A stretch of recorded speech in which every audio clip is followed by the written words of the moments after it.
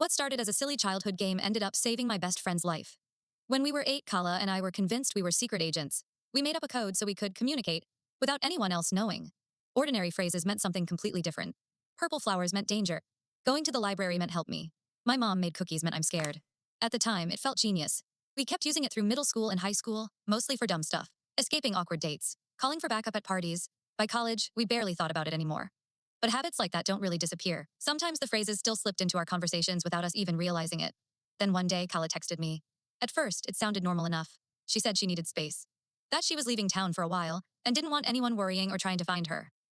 She asked me to tell her parents she was safe, but said she wouldn't be in touch. It sounded like her voice, but something didn't sit right. Kala had been deep in planning her sister's wedding. She wouldn't just vanish, and she hated the phrase, figure things out. She used to joke that it was the most basic phrase imaginable. The text kept coming over the next few days, each one calm, polite, almost rehearsed.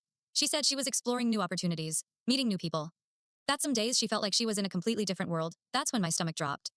Different world wasn't just a phrase, it was part of our code. It meant not safe. I reread everything she'd sent. Suddenly, it was all there. New opportunities meant trapped. Meeting new people meant stranger danger.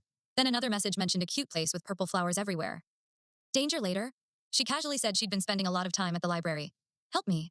My hands were shaking. Kala hadn't run away. Someone was forcing her to send these messages, and she was using our childhood code to tell me what was really happening. I kept replying carefully, trying to let her know I understood without tipping off whoever might be watching her phone. I didn't know if it was getting through. Then, at 20:43 a.m., the final text came in. She said she was having a peaceful time.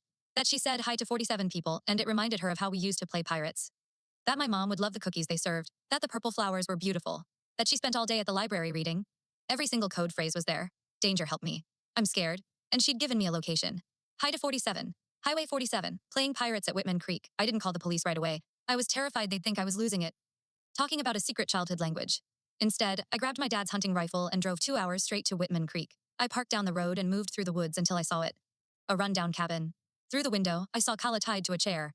A man I'd never seen before was pacing the room. From the trees, I called 911 and told them exactly what I saw. 20 minutes later, the place was surrounded. Kala was taken out safely. The kidnapper was arrested. She was shaking like she used to during thunderstorms when we were kids, but she was alive.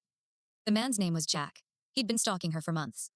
He grabbed her in her apartment parking garage and forced her to send messages so no one would come looking. What he didn't know was that she was leaving me a breadcrumb trail the entire time. As they arrested him, he kept yelling. How was I supposed to know she was talking in some kind of secret language? Kala spent 3 days in the hospital, but she's going to be okay. When I visited her, the first thing she said was, I can't believe you remembered our stupid spy code. I told her it wasn't stupid. It saved her life. She laughed and said all those years of pretending to be secret agents finally paid off.